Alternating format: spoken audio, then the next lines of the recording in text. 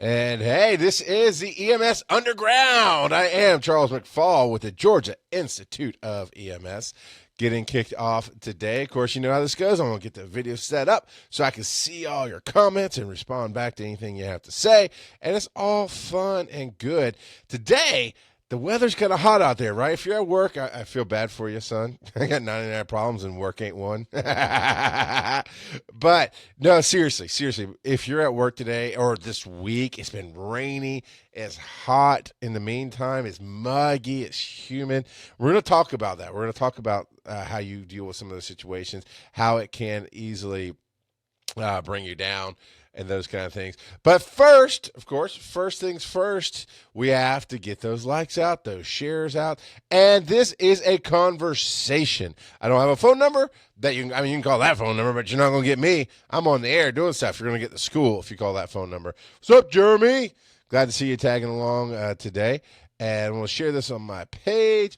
And see, I have my page tied to Twitter, so I have to stop and say something. So we're talking about working in inclement weather.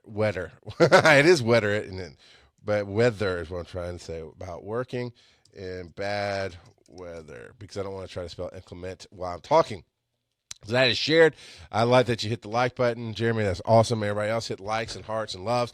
So I look out at today, and I don't want to open my front door. It's really overcast. I mean, the rain. I went to Macon last night from Conyers. So I went in the rain. I mean, pouring rain, didn't stop, didn't lighten up. It just heavy rain from Conyers through McDonough down to 75, all the way down to Macon. And just constant. Now, when I left, it had slacked off. And so when I came all the way back, it was still raining, but not that bad. And we deal with that, right? We deal with that, fire and EMS. Honestly, I feel worse for the police officers and the firefighters who have to deal with it than the paramedics, and I'll tell you why. Because they wear a lot more gear than we do. But it is never fun to get out in bad weather and to get wet that way. Never. And I'm not sure how rainproof turnout gear is. It could be okay. But then you're talking about the mugginess, right? And some of the heat that goes with it. Those were my worst days ever. And I got a story about a call I ran that I'm going to talk about. The police officers, I feel bad there as well, because they've got the bulletproof vests on. And that thing, I think, it's been a long time since I've dealt with a bulletproof vest, but I think it does somewhat absorb fluid or water, whatever you want to call it, and gets heavier, but it keeps it. It's just, I hate this kind of weather for working, for those situations. And, of course, this is the weather where you have the most accidents. So police officers having to get that. I'm going to focus mainly on firefighters and EMS. And actually, let's be honest, I'm going to focus on me. And Jeremy says they do get heavier. So it does, because they're already heavy, right? The vests are already heavy. So getting wet, getting all that water soaked into it, and it's just never good. And I remember with National EMS, I had to wear polyester. And that was okay. The reason that was okay, man, it still bothers me, my stupid camera. Now it's just a simple web camera, but it focuses on this and not this. Right here.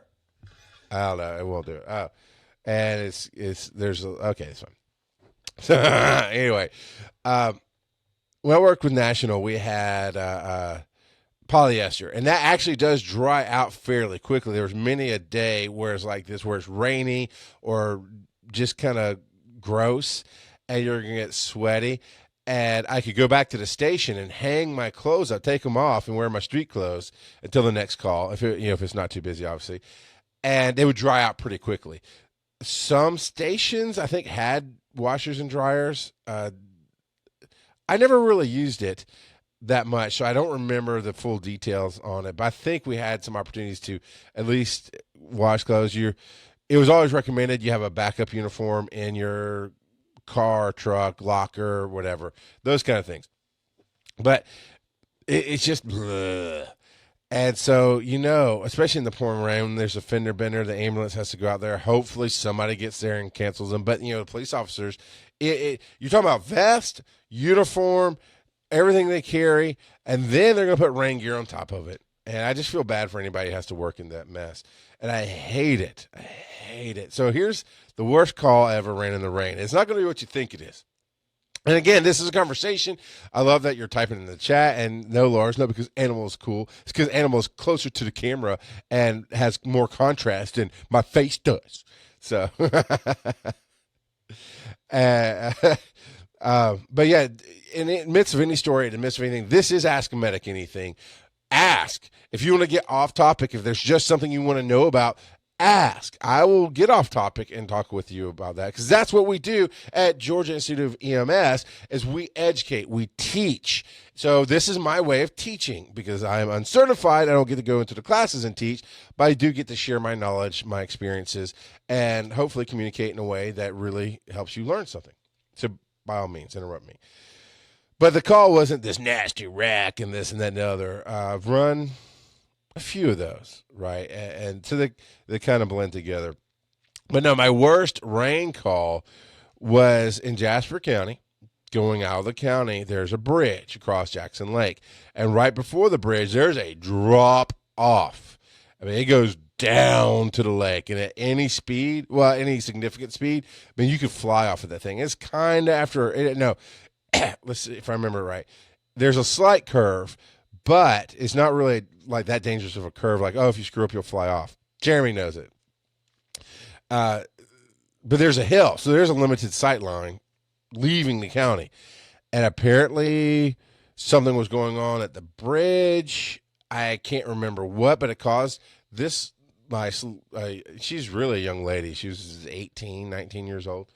And she stopped, legitimately stopped. Well, this other car came over the hill too fast, didn't see him, whatever, slammed on the brakes, rear-ended her, pushed her off the drop. So when I show up, we get called for MVA. I can't remember if there's injuries or not. I don't remember what, but it's 5 minutes or less from the station, right? Our station is literally coming back into the county over the hill. You come down to the stop sign, turn right. The station is just right up on the hill on the left. So there you go. So within you getting our uniforms on, everything, we're there within 5 minutes or less. And we pull up and we can see the road flares and everything. The police, I think, were already there, if I remember right. And we see the car down in there, and I'm thinking to myself, and it's raining. It's drizzle. It's not like pouring rain. It's just that nasty drizzle, and it's coming down enough to hear it, but not to soak you instantly. Oh, I hate those days. I'm going to tell you, everybody reacts differently, for sure. But I think on a human level, you're going to get more bad days when it rains, because it does it. Overcast affects your psyche. It affects your emotions. Having to get out in the rain just puts you in a little bit of a worse spot, if not a lot of a worse spot. I mean, it could really affect you. I personally have worked wrecks with kids, and they're bad. And I can tell you that story here in a second. But they're definitely bad. But that affected me differently and less than working any time in the rain. And so we pull up, and I'm thinking to myself as the medic, and I can't remember if I was the captain or not, but I was the medic, and knowing where we were, you couldn't get help fast because of just where you are. I mean, the other truck would be 15 minutes away. It's the middle of the day. It was probably about 1 o'clock in the afternoon on a weekday. So our volunteers are limited to who we can get, because people who work for a living and a lot of times work out of the county for a living. So I was thinking all these things really, really quickly, like, holy crap, how are we going to get down to the patient? And before I just started, I'm going to climb down the bank and go check on the patient. Right before I did that, somebody, I don't remember if it's the patient or not, I said, hey, no, that's my car. I'm okay. I climbed out.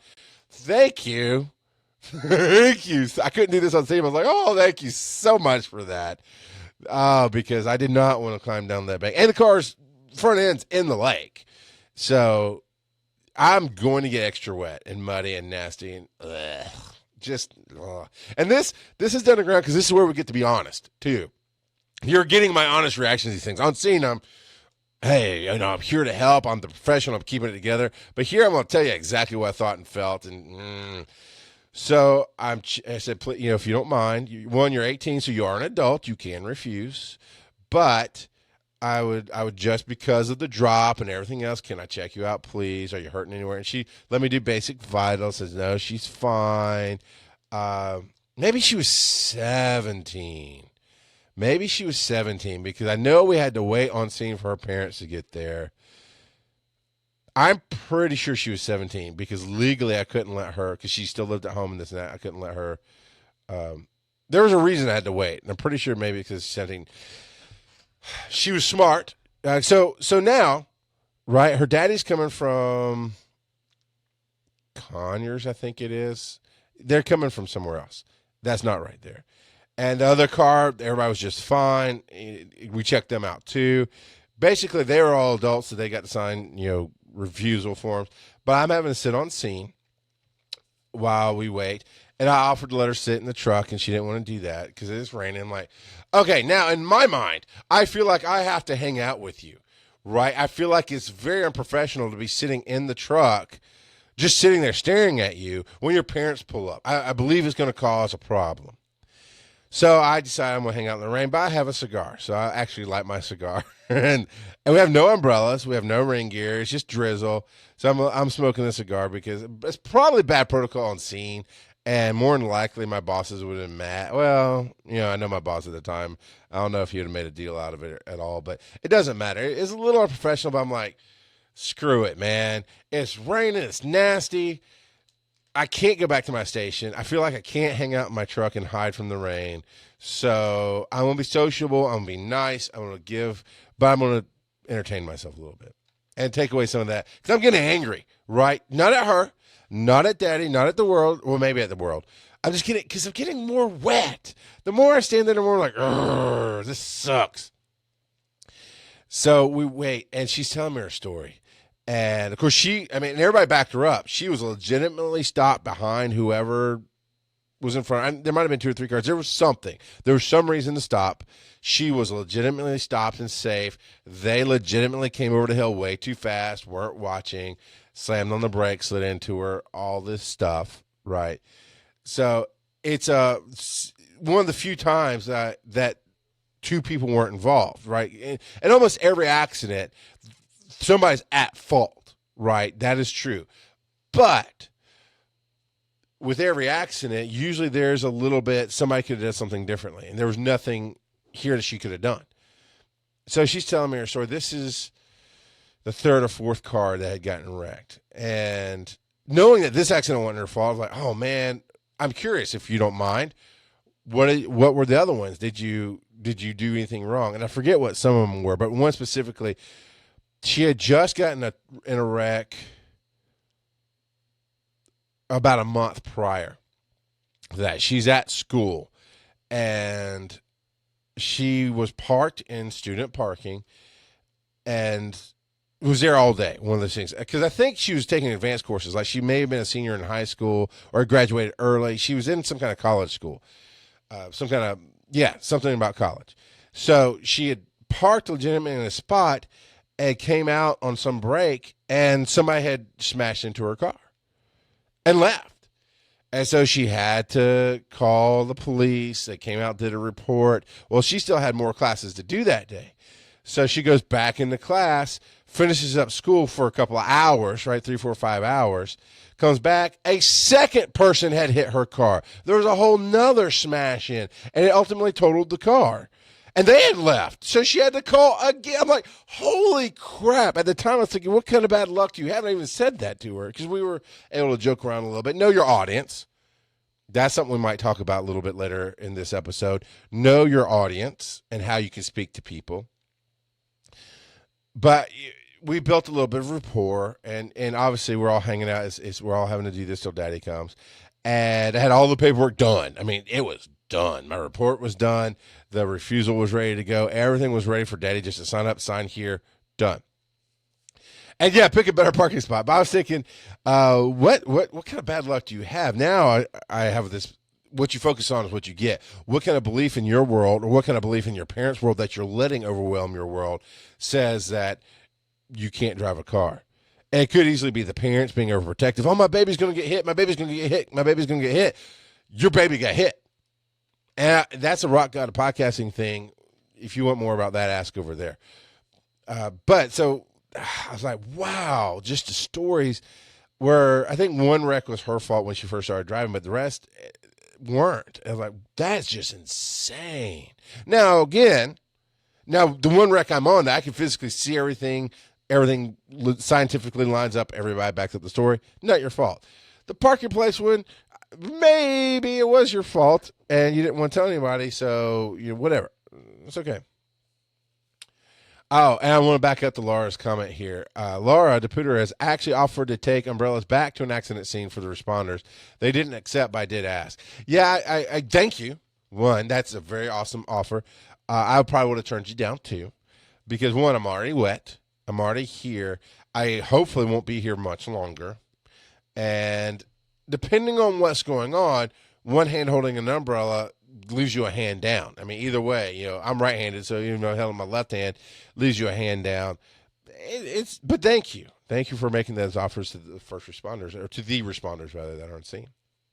And I think that's a perfectly fine word. And if you get offended at that, okay, I don't know why you get offended at that, but all people who go to the scene respond to the scene. You're all responders. And there's some people who get that ego of, I'm not a first responder. Well, technically you are. You're trying to respond first more than anybody else.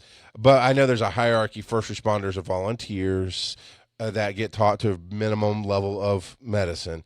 And then, you got EMT-B, advanced EMT, paramedic. And then on the side, peripherally, you have police officers and you have firefighters. So I know there's this hierarchy. But you are a responder. So I think that's a perfectly good word. So we're waiting on Daddy, and I'm just getting more and more wet. And I'm God, man. Even, I'm on a side note for a second. Not that I don't always do that, but I remember being 5-6 years out of the active business and pouring rain over by the horse park in Conyers. I'm coming out of the horse park. And my wife's driving, so I'm looking around, seeing things, and I see this wreck not happen, but obviously it just happened. There weren't any responders there, but somebody was up there doing something. And it was a van, and I saw them holding C-spine, and I mean, just pouring rain. My wife's like, "Oh, do you want to stop?" I went, "Nope." And she was a little shocked by it. She's like, "Why?" I said, "One, to be honest, it's raining." I used the F word, but it's effing raining. So no, I don't want to do that. Secondly, he's doing the only thing I could do, which is to hold C-spine. They're already doing that. Because as a responder, I'm not even a first responder, so I have no gear, right? I'm a former medic at this point, a lapsed medic. I have no gear, no tools, no way to help. So the only one thing I could do, somebody on scene is already doing, which is hold the head still, C-spine, right? Brian, you are going, I am. I'm sweet like that. I melt in the rain. I hate it. BK, man, don't tell me you wouldn't hate it. You know, especially with the vest on, you hate the rain, dude. But anyway, that was my stance. Was first, it's raining, and so no. Secondly, the only thing I can do, somebody's already doing, and we could hear the fire engines coming. They're just up the street at Station 1 in Conyers.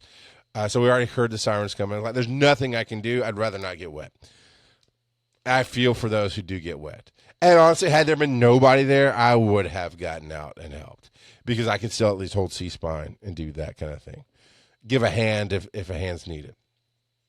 BK, you're not going to, dude, you know you don't like the rain anymore. Nobody likes the rain any more than I do. Nobody, maybe more people hate it more than I do, but nobody likes it. Nobody wants to work in it. Poking at me. So back to the story of the lady on the bridge and having to wait. So Dad finally shows up, and she does warn me at some point, or maybe he tells me when he gets there. I think he tells me. That's it. So we're talking. It's her stepfather, I think it is. And he shows up, and I give him the spiel. She's fine. Here's the basics. I want her to be transported. Okay. And where we were, Newton is just as close as, we're in Jasper County Bridge to catch BK up. We're on the bridge leaving Jasper County on the lake. And I said, well, Newton's just as close as Jasper. Jasper probably wouldn't have taken her anyway. They lived up in Newton or Conyers. So he goes, I want her to go to Rockdale. Well, then you're going to need to take her. I just laughed at then you're going to need to take her. Well, I'm a Rockdale County Sheriff or Rockdale County or Rockdale or Conyers City Police or whatever he was. I'm like, that's nice. And I'm using more professional tones, but this is my brain. BK makes my hair frizz. For those of you who know who BK is, that's funny. If you don't, I'm not going to explain it. He can explain it. Uh, uh, yeah. And Laura did meet me recently, and right now we were under umbrellas. She goes, "Yeah, the day I met you, I could see melting starting, trickling from the top."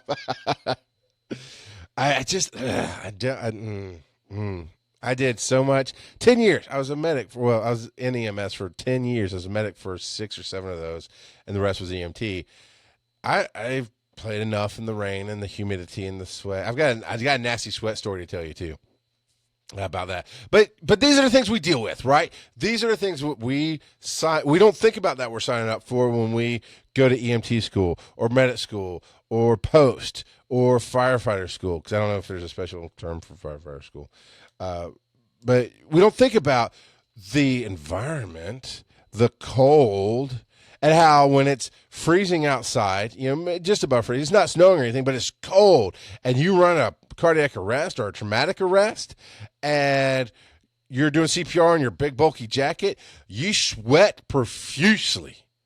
And then, or your turnout gear, you sweat profusely, and then you get in the back of the truck and the heat's running because you're trying to keep it human level. So now you go from 35 degrees into 70 degrees, and you're pouring sweat, and you shed all your gear because you're pouring sweat.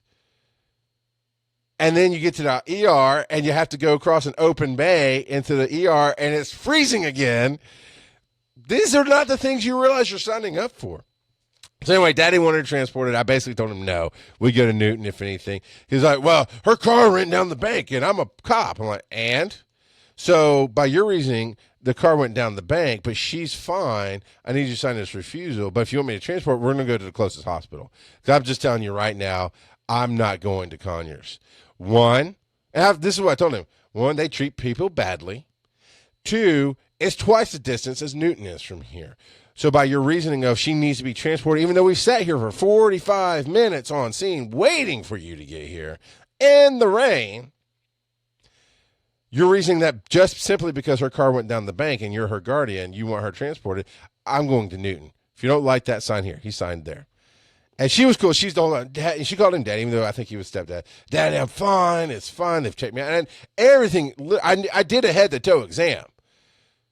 I did have her, I didn't expose her breasts, okay, because it wasn't CPR, but I did have her in the back of the truck show no bruising, right? I wanted to make sure there wasn't a nice steering wheel imprint on her. I did my due diligence. She's fine. So yeah, that's my worst rain story because I had to stand there for 30 minutes. The call took about 15 minutes, so for 30 minutes I had to stand there and wait. And she had called her dad before we got there and told him she was fine. So it was I hate the rain. Now, here's a nasty sweat story. Talking about in Georgia, the humidity, the heat. July and August are the worst. And this is something else you don't think about. And for those of you kind of jumping in, asking a medic anything, throw in any question you have, share your own stories. I'll read them out. But because today is humid, I'm in my basement with a dehumidifier. It's 50% humidity down here. I've got a fan going over my head. I turned off the other one for a little bit of sound quality. But I'm sweating a little bit just from the humidity that is naturally in the air right now because it's been raining for 4 days. There have been times, BK, you know this one if you're still watching. You know this one. At the lake, the station at the lake, when we're sitting upstairs, that AC went out. You are dying because the whole station's up above a non-climate controlled fire station. So the central air that they had for that station would always lock up and freeze. And you were just dying. I mean, we'd go on territory studies just to cool off. So we ultimately, I can't remember if somebody bought us one or if we pitched in. We ultimately got a window unit up there to help. One, so you didn't have to keep, because see, the way the AC worked for that place when they remodeled it for the EMS to go in there, it's down in the bay. It's down in the bay of the fire holy crap, I just lost my words. But it's basically down where the fire trucks park. The big shiny red trucks, you know where they park. That's where their conditioner is. The whole unit. Of course, they have the thing outside, but they have the big process inside. And so it's super hot in there because the sun's coming in and the humidity and heat's coming in, but there's no breeze. So now it's collecting heat inside of the huge fire station. And the AC would always freeze up because it's trying to keep us up top at 70, 75 degrees. But down below, when it's it's just the hot and cold is just bad, and it gets condensation, and then it freezes and it messes something up. So ultimately, got a window unit in there to help alleviate that, and that made all the difference. But in July and August in Georgia, I mean, you can break 100 degrees easy. It stays above 90 all the time, and in those months, and the humidity level at 80, 90% humidity, it's just bad. And I was in Morgan County at Fairplay, and we got a call for a van ran off the road, and he's fine, but he needs help because he wasn't a paraplegic. He couldn't use his legs. He had a modified van to drive. I think he had the ability to drive with his hands in his van, so he was paralyzed from the waist down. He had some other disease. Basically, he passed out from the heat, I think is what it was, because we checked. I don't remember. It doesn't matter. Anyway, he ended up in the woods a little bit. Somebody was going to come get his van, but he needed help. God, man, I cannot remember exactly what happened. But basically, my partner and I carried him out of the woods in it's not a firefighter's carry because that's over the shoulder, but with two people, basically we made a chair with our hands because there's trees everywhere. We couldn't just bring a stair chair or something in there. There wasn't enough room. So we had to, I think maybe I bear hugged him in his chest and my partner got his legs. Sometimes we did the side to side thing sometimes, but basically he had worked as a painter or whatever he did all day, come out to the lake in Morgan County Steve says the window unit's still there. Awesome. It's necessary because without that window unit in Jasper County, man, in that station, it overtaxes the AC that's downstairs. That's not meant for that. And of course, the firefighter's office that it was meant for originally freezes. I mean, you go in there and it's like 40 degrees because it's constantly trying to cool off the upstairs. Anyway, that's a side note. My point is, I mean, my partner's pouring sweat. I'm pouring sweat. This guy had been sweating all day, went out to the lake to fish. I forget what happened, why we had to help carry him out. Oh, you know what it was? I think it was his power chair had died. The battery died, so he couldn't get his power chair out from where he was at the lake, and he'd been coming through this little path through the woods to get back to his van. So we had to carry him and then help get his chair out of the woods as well. And it's Morgan County, so it's all volunteer firefighters. So we were the people to call to go do that. My point is, he stunk on an honest level. He earned it, right? He'd worked hard all day. He had been out sweating and fishing in the sun. He stunk. My uniform got so saturated with his sweat and nastiness, it stunk up the station. And that's something you don't think about in the hot summer months is you might sweat. And I wear an undershirt all the time to help take care of that. We have a shower. We have ways to clean up. But I only had one uniform, I think, at the time. I was fairly new still. And that was it. Basically, at least with me on my person, that's the only uniform I had. It stunk so badly. It was so messed up. I had to call my family. I lived at home at the time still. So I had to call my parents. My dad, I think, brought me maybe my other uniform. My mom washed it real quick. Something was going on with it, basically. But basically, I think I did have another uniform. They brought it up. And even we bagged up the old one once the new one came. We bagged up the nasty one and sent it home. And even the next morning when people came in, like, holy crap, it stinks in here. That's something you have to think about. Laura is right. Febreze equals bachelor in a bottle. But Febreze would have helped out for sure. We did not have a washer dryer in that station at all. And that's fine. I mean, it's just that's a perk to me. It was not a complaint. And then I didn't have a second uniform ready to go. So I think I saved up some money and bought another uniform to always keep in my car so that I would have that issue. Because I also came from a poor mentality and this and that, the other. Gasoline in a match. Yeah, but when you have to pay for that stuff yourself, it's you can't quite burn it. So, what else? What is going on with you today in this weather? What's your thing? Here's the question. Here's the question. You can talk about the weather. You can talk about how it's affecting you. I know Laura the Pooter says it's great for her grass, this and that and the other. But I love how you compare me to a horse, by the way. I noticed that. Oh, my horse sweats profusely all the time. Thank you for that. I'm talking about I'm sweating, and she talks about her horse. I get it. I see what you did there.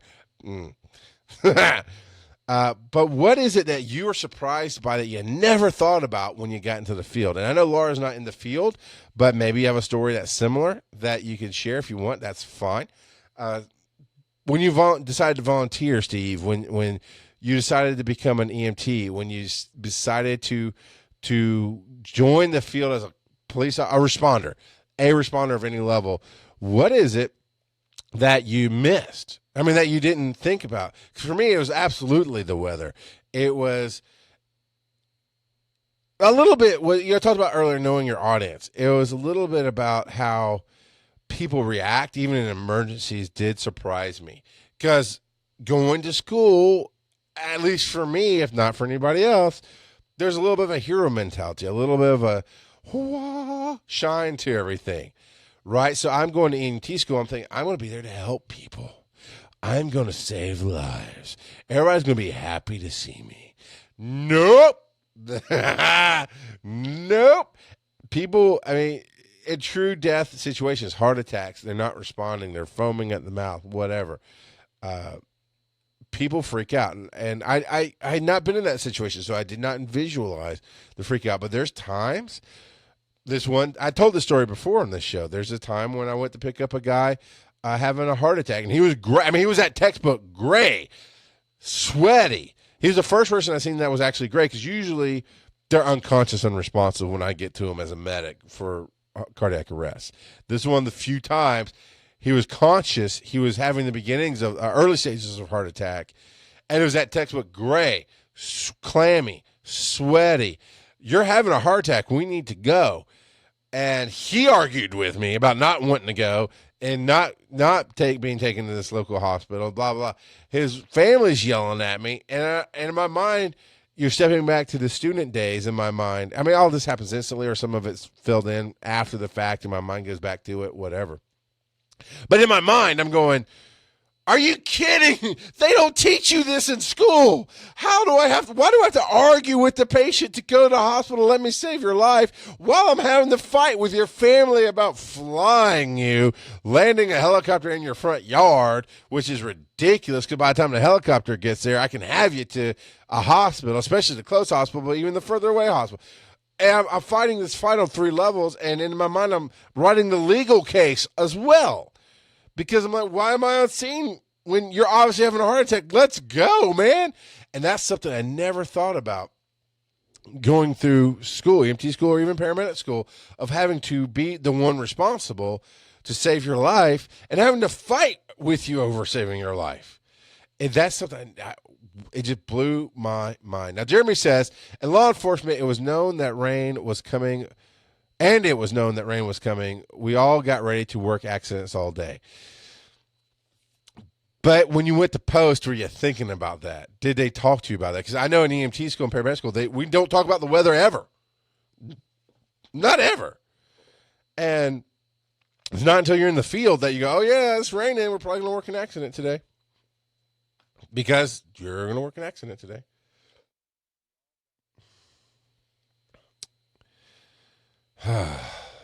In EVOC. Oh, okay. In EVOC. Yes, I'm sure. Oh, see, oh, man. From a personal level, I'm so jealous. I never got to go to EVOC school because I went to EMT school. I went to college first. So 1995, I graduated high school early. And then in that fall, I went to college. And that's where I got exposed to public safety, really, the ins and outs of the public safety 101. Okay, it's still campus police. And there, the highest officer actually was post-certified because he worked part-time with the city police as well, not because of the school. So he was a real officer. The chief was a retired officer, the chief of the school, the chief safety, whatever it's called. So those two people were actually real officers. The rest of it was public safety. And no, it's not the same thing. I can tell you from experience, it's not the same thing.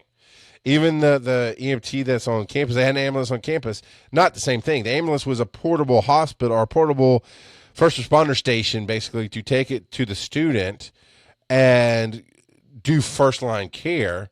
And yes, it was there for, the ambulance was there for cardiac arrest, anything serious. But the ambulance never left the campus. So the ambulance was there to be a very high-end first responder, right? If there was a paramedic available, they could do the paramedic level stuff. It had that stuff in it. And this is at Bob Jones University in Greenville, South Carolina is where I went. But the second the students initiated 911 and it was proven to be a real call, like they're not breathing something, and that never happened while I was there that year that I was there. But if I can infer that my roommate's not breathing, they won't respond, and instantly they're calling 911 off campus, right, for them to respond as well. So the ambulance on campus, hey, Barbara, how you doing? Glad to see you. But the ambulance on campus was to be a high-end first responder to maybe get your first-line drugs in, maybe even intubate, like I said, if the medic was available. And then the real, for lack of better words, the off-campus 911 system ambulance would come on campus, transfer the patient, continue care, transport them to the hospital, is how that would work. So that was my first taste of public safety, got all that there. And then I came home in fall of 96, September of 96, I went to EMT school. And as I'm going through EMT school, I hear about EVOC. Oh, yeah, I want to do that. I want to do that. I want to do that. I want to do that. And so I get hired at Athens Regional in 97 because EMT school went from fall of 96 to spring of 97. I think it was the 9-month class. I want to say I'm pretty sure we finished before summertime. And so I got hired, and Athens Regional was a legit system, and it's part of the bigger system. Blah blah blah. So Macon, where EVOC is, just below Macon. I forget the city's name right off the top of my head. I'm sure somebody will type it in, but that's where the school is. Gypstick is there, and EVOC is there, and Gypstick is Georgia Public Safe. Oh man, I used to know what Gypstick was. GPSTC. Anyway, it's down there. And as soon as I read, and of course we could sign up for classes, right? And within reason, being a brand new person, Forsyth. Thank you, Matthew. Forsyth was what I was trying to think of. Being a brand new hire, I could sign up for a class in a few months. I couldn't just, I want to go to this class. But they would pay for classes. That's part of the benefit package of, hey, if it's going to benefit us, we're going to pay for you to go to school. And I read EVOC. I'm like, what? Because I grew up watching the TV show Stunt Masters in the 90s, right, with skid pads and all this other stuff. I grew up watching Batman. I thought I was Batman for a little bit. I thought I could drive like Knight Rider. So this screamed to the little boy in me, what? EVOC? I get to go spin on a skid pad. I get to do. And it was in the book for EMS. Well, I wanted to go sign up, and the company said, no, you're still too new. Give us some time. Okay. In the meantime, stuff happened. I mean, I had to be there for like 6 months. I don't think I made it 6 months at Athens Regional. That's the one that had tons of politics. It had different standards for different people. It was a mess. And I know that National is running it now. I don't know the difference, but I know then it was the wrong place for me to be to grow into who I am today, is the best way to put that. So by the time I get to National, they say the same thing. Yeah, if you find the class and we can work it out, reasonably speaking, blah, blah, blah, meet these criteria. And shut up, Laura.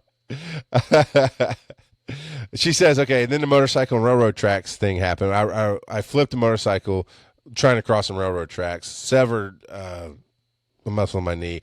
And she goes, you learned you were not Batman, and we cried. You know what, though? Batman has scars, and he's had injuries. That doesn't mean I'm not Batman. It just means the Joker set a trap on the freaking railroad tracks and got me. That's all that means, Laura. It doesn't mean I'm not Batman. Chill your heels. Slow your roll there. Don't.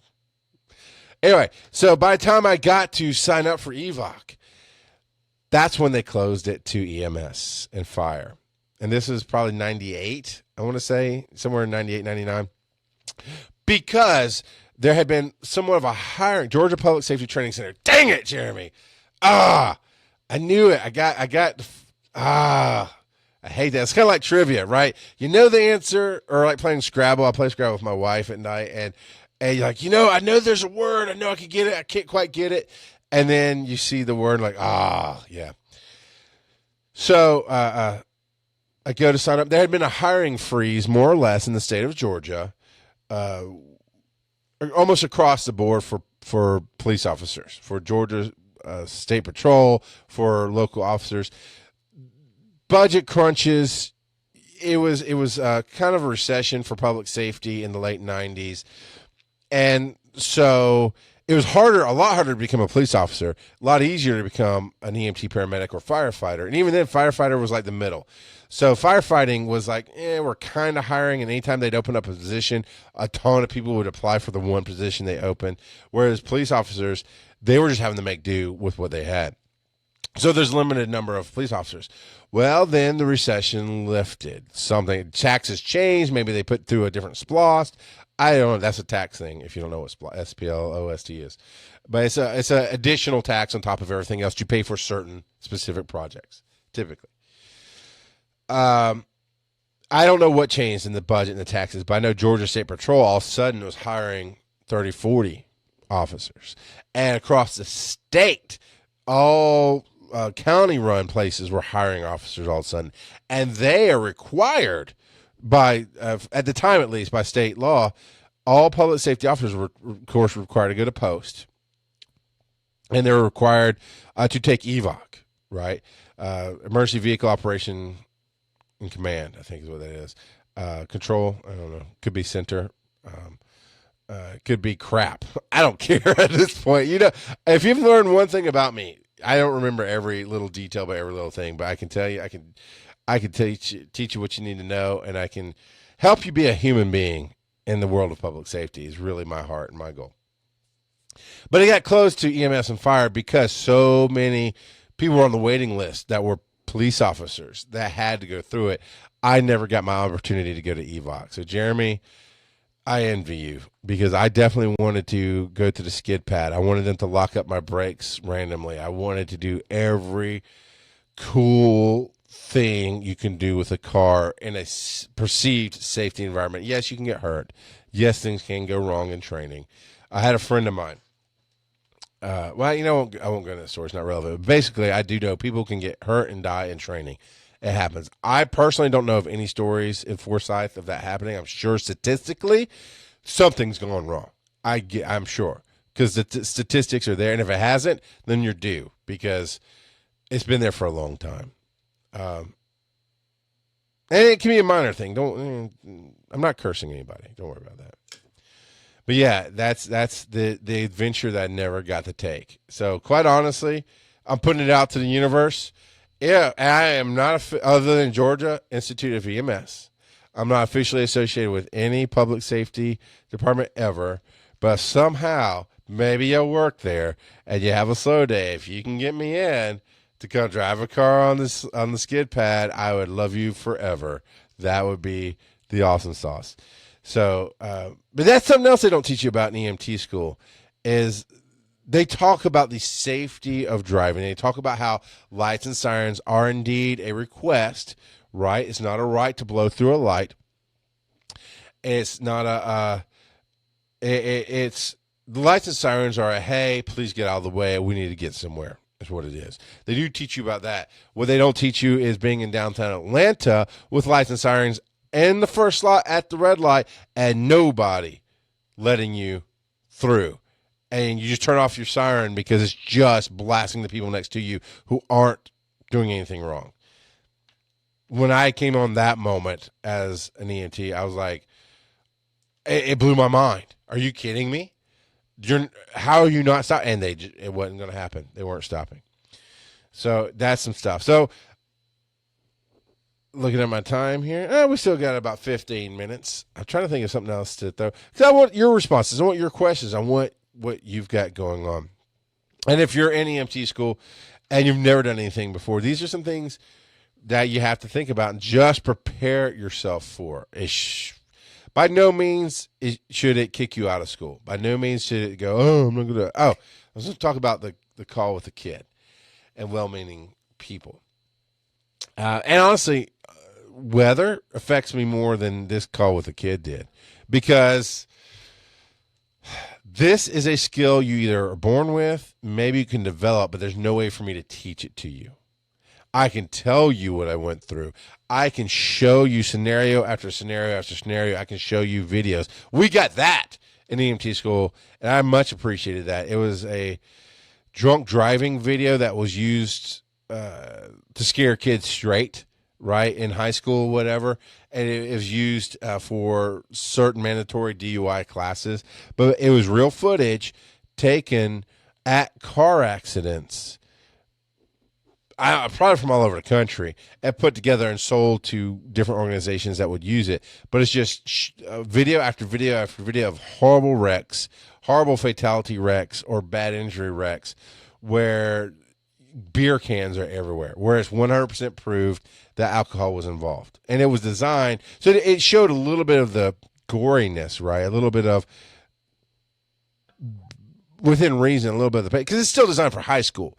So they didn't want to show what we actually see when we come up on these wrecks. They didn't show that, but they showed enough to try to scare kids into stopping drinking, no drinking and driving, those kind of things, without glorifying it, right? Because you could go too far the other way. You show too many dead bodies or too many gory scenes, and it becomes a horror film, and now it's cool. So they did a good job of it. And I appreciated having that, seeing the different scenarios, physically seeing what I could be walking into, what could be happening. And I got those videos. You learn a skill, maybe through watching some of these videos, maybe through, I think I really developed it. Part of it was born to me. Part of it was I had the ability to compartmentalize and go, it's not me, I don't care. I've never been that person. When I had kids while I was a paramedic. I had babies and toddlers, as I grew up as being a paramedic, and then I ended up leaving the active field as my two oldest now, they were toddlers then. But I never had that moment of working a car wreck on I-20, and there's a truck that looked like my wife's truck, or a car that looked like my wife's car. And after I worked there, I call it, oh baby, I just want to hug you and love you. It's okay if you do. It is absolutely okay if that's you. I'm just saying I never had that. I worked baby arrest and didn't worry about my kids. It's not my kids. And that's something I can't teach you. That's something I have no ability to impart on you.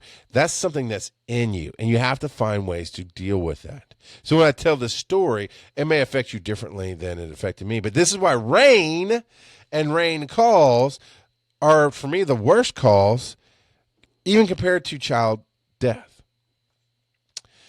So I was at the EMS station in Conyers. National EMS, at the time, it was National EMS's headquarters. I believe they're moving to Watkinsville or Oglethorpe County. Either they're in the process or they've done it. But I was their headquarters, and I believe their station probably will stay, because it's a good station, it's a good location. It'll stay on Culpeper Drive in Conyers, and that's where my truck was at the time. And we got toned out to a MVA with injuries, and it was around the corner from the station. And at the time, it was this huge drop-off bank. And we knew when they said it was this intersection of, I can't think of the roads right now off the top of my head, but it was at this intersection right there. We knew this huge bank was there. We're like, oh, man, it's going to be bad. And sure enough, we come rolling up on it, and the car is down in the bank, and the people are still in the car. And fire is rolling up right behind us, because they're just across the bridge on Station 8, I think it is. So they were right there as well. Everybody rolls up. Police are already there. And my first priority was given to me, because we all arrived at once. We had backup right behind us with another ambulance. And I'm in charge, right? It's my thing. And they had pulled this kid out. He's in his car seat. He's literally still strapped in his car seat. And he's unconscious, unresponsive, with an obvious head injury. And the police, everybody focuses on the kid, and I get that. I do. I get that. Because it's human nature. There's something in us that drives responders to do that, and that's fine. And they basically hand me this kid, say, okay, I'm going to go deal with this child as I'm getting help. My partner's holding C-spine. I think somebody else was holding C-spine on another patient, but it's two ladies, one mother, I think a grandmother perhaps. And I asked, as I'm walking through, did you pull the seat out? What's going on? And we're getting a kid, we're getting his C-spine, we're getting everything taken care of. So if I don't tell you every single detail, don't think I skipped anything. I'm telling you the important parts that matter to my emotional psyche, because that's the thing. Taking your steps, being by the book, textbook correct, doesn't help you at night. It never helps you sleep. It never helps you deal with whatever is going on in your brain and in your heart. Being correct has no bearing on anything. So the story is about how I dealt with it and why it's different than what you would think is trivial, working in the rain. So I did all the correct steps. I was textbook correct. I actually got a commendation for all the steps I took. The kid did not survive. They were able to keep him alive for organ donation, and the parents did go with that. But he was brain dead. What happened was they put him in the car seat. They buckled him. They did everything, and they had never been shown how to secure a car seat in the car. And it was ignorance, unfortunately, that killed this child, because the car seat wasn't attached to anything in that car. And I think it was a new car seat. And I have no idea what happened, but this is a story that I was told. So this is a story I tell. By the rest of it, I see the effects of it. The car seat was not attached to anything. I was told they just didn't know. I never dealt with the mom and the grandmother, so it doesn't matter. But basically, they came around the corner too fast, panicked, slammed on the brakes, slid into this massive drop-off. And it's a good 8-foot drop, 6 to 8 foot drop. So, I mean, you're talking about that's as high as me. That doesn't seem bad. But when you're talking about a car going at whatever velocity they're going at, they launched and slammed.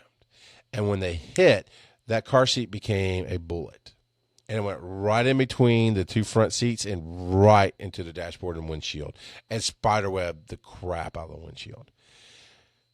And I got the kid intubated. I mean, everything went by the books, and I never felt bad. I wouldn't say I felt good about the cub. I never felt bad about it, because there's a chance we could save his life, depending on the brain injury, the extent of the injury to the brain, because his head was crushed to a point.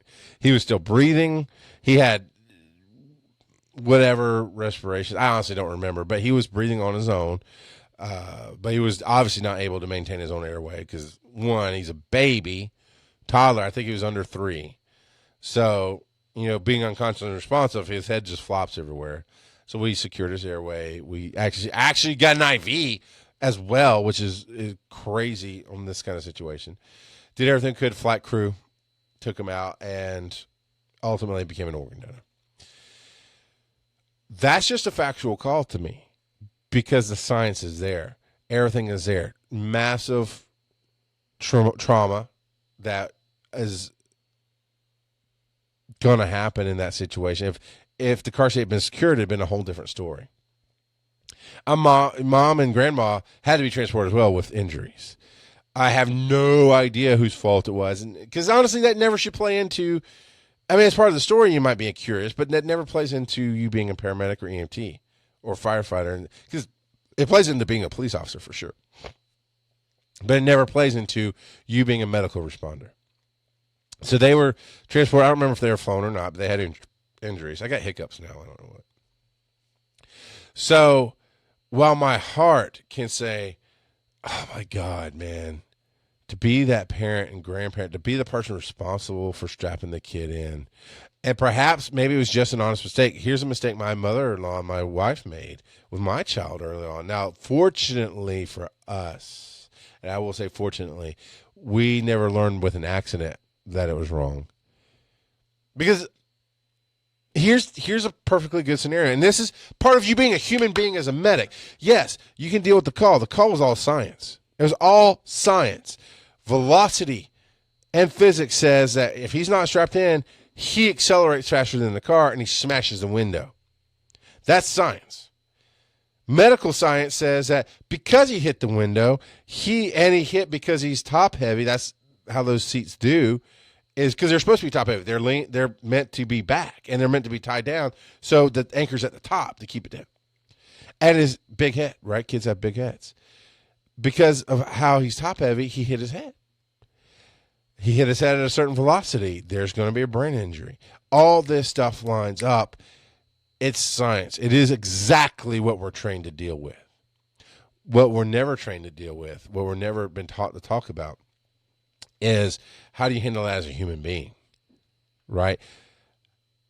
Because it can mess you up. I had a friend of mine, EMT, I think he ended his career after working an ejection on a kid. Something, it was a kid call. It was a car wreck. It was a traumatic call with a child.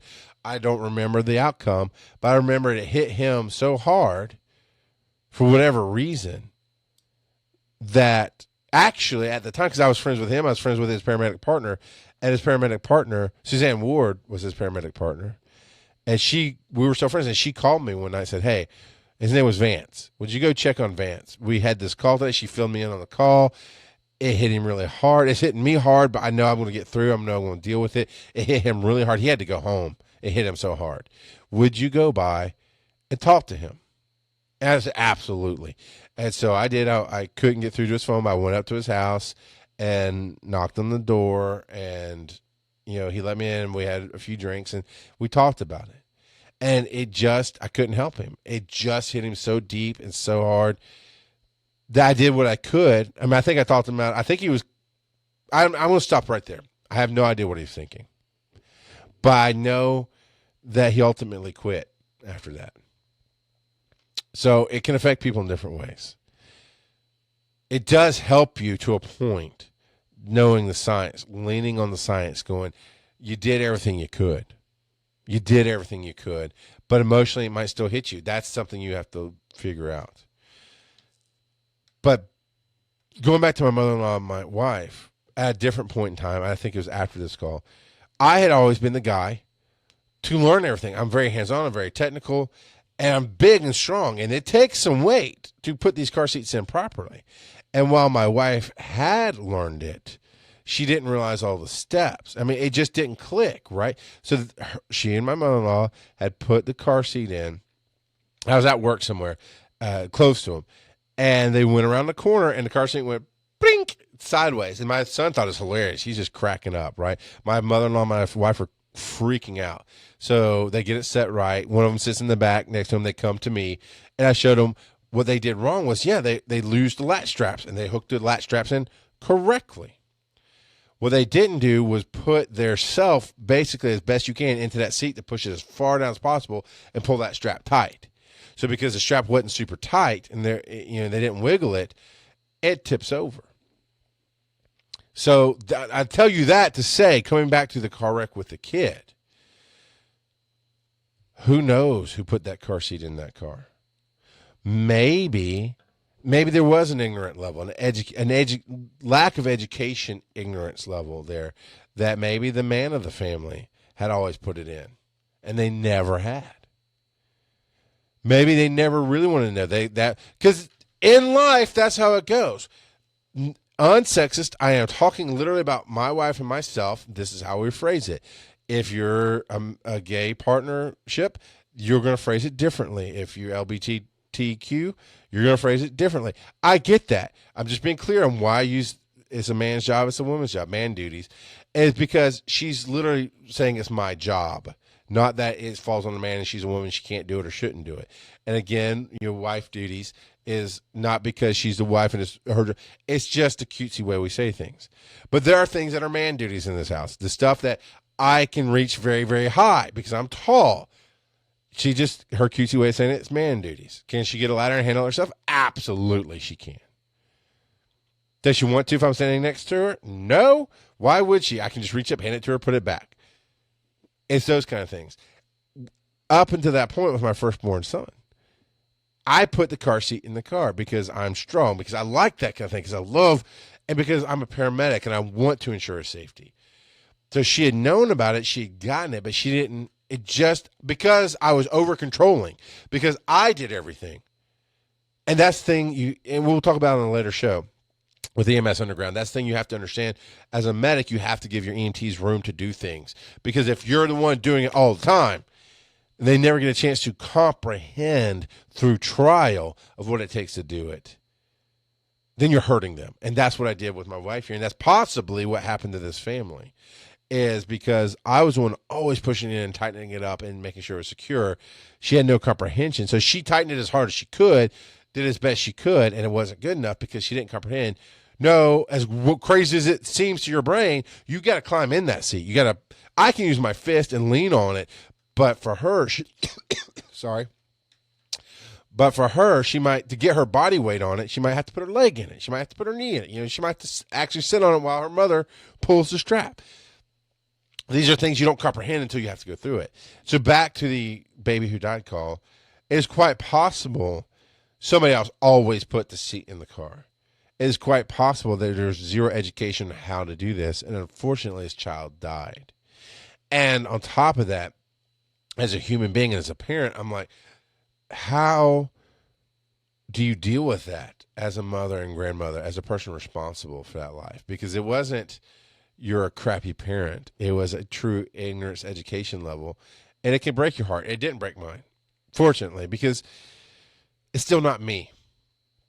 And that's kind of what it comes down to for me, for having to cope as a human being on these calls, is you can be compassionate, and compassion is good.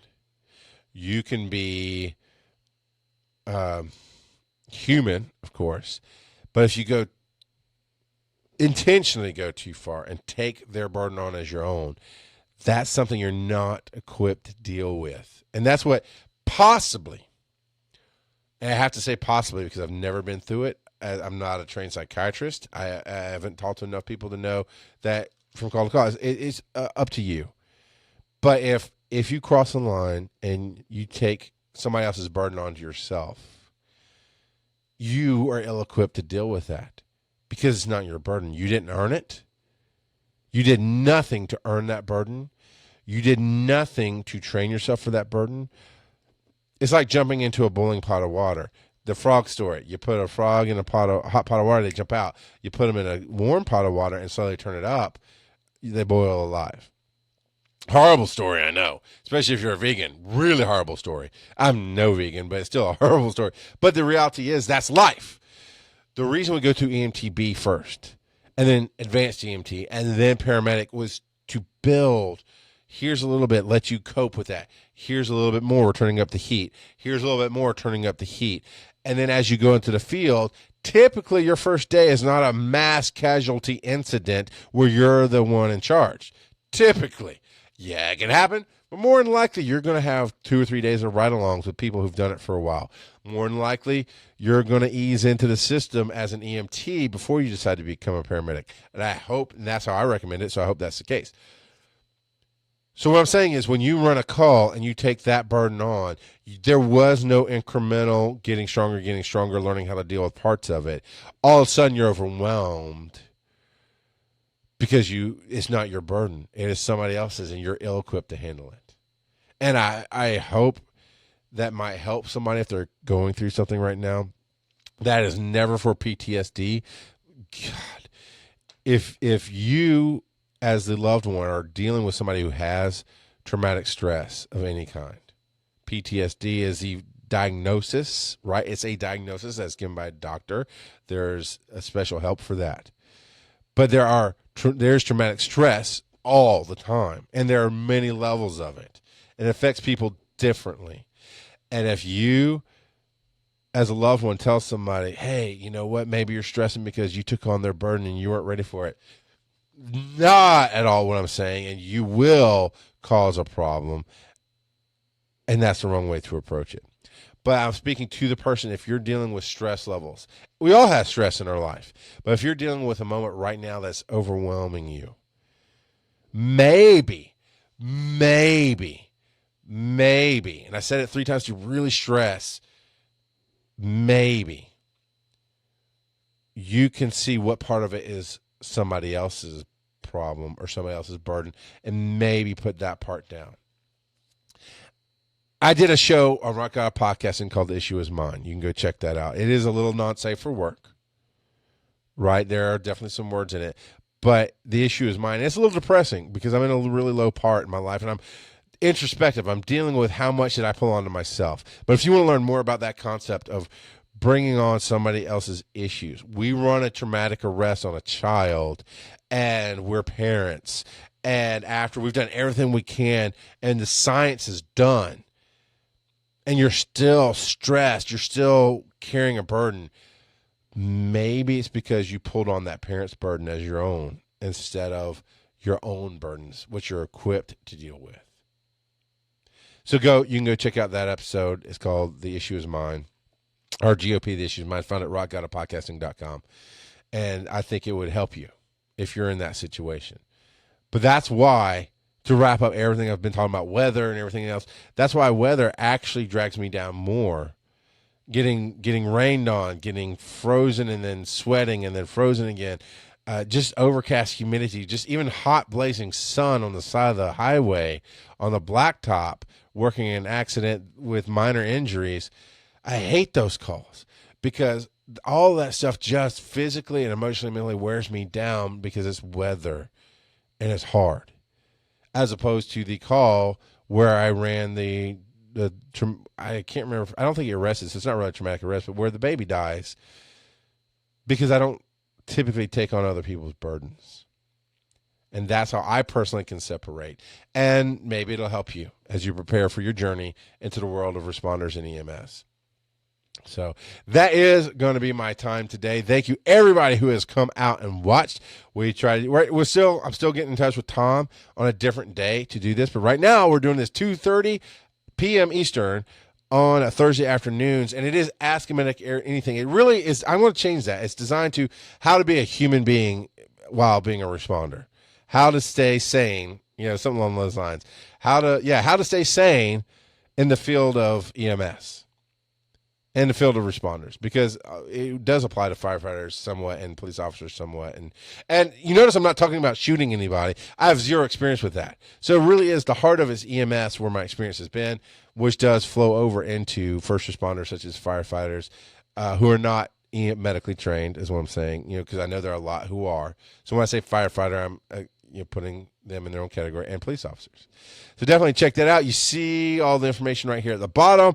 EMSU at GAIEMS.org is the email. If you would like to ask a question outside of the public purview, you want to stay private is what I'm saying.